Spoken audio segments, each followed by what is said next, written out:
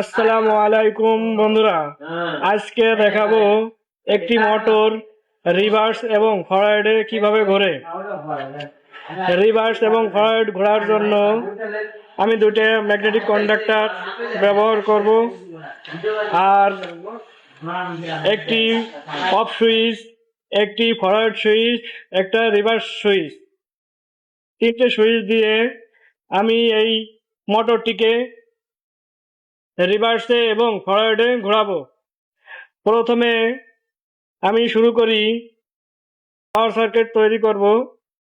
আপনারা দেখতে থাকুন।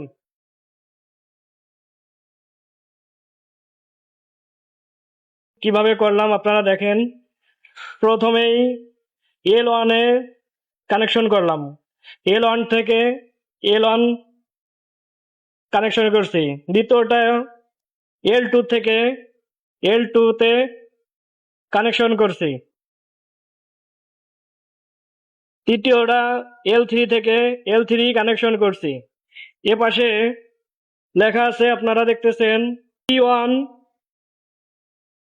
T2, T3 পর্যায়ক্রমে আছে। এখন এই জায়গা থেকে কানেকশন করলাম T1 থেকে T1 এ, T2 থেকে T3 তে, পরেরটা করছি আবার T3 থেকে T2 তে। এখন আমার পাওয়ার কাজ শেষ। এখন আপনাদের দেখাবো কন্ট্রোলিং সার্কিট। আমার কন্ট্রোলিং সার্কিট তৈরি করা কমপ্লিট।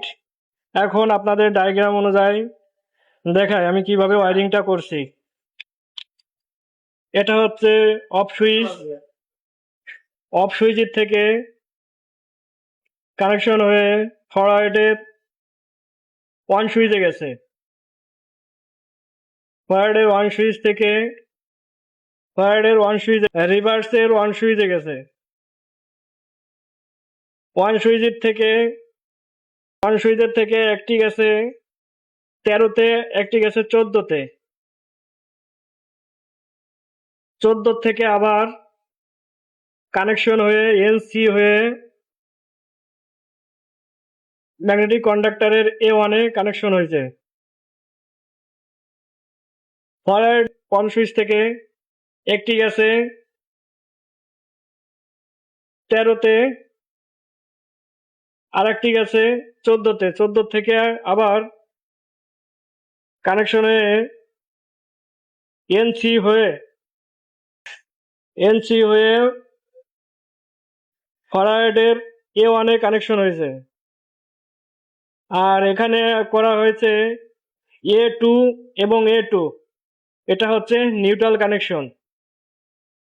এখন আপনাদের পাওয়ার দিয়ে মোটরটি ঘুরিয়ে দেখাবো, রিভার্সে ঘুরবে এবং ফরওয়ার্ডে ঘুরবে। সুইচটা চাপ দিছি, মোটর দেখেন ঘুরতেছে। আবার অফ সুইচ চাপলে মোটরটি অফ হয়ে যাবে। দেখেন এবার মোটরটি অন্যদিকে ঘুরবে।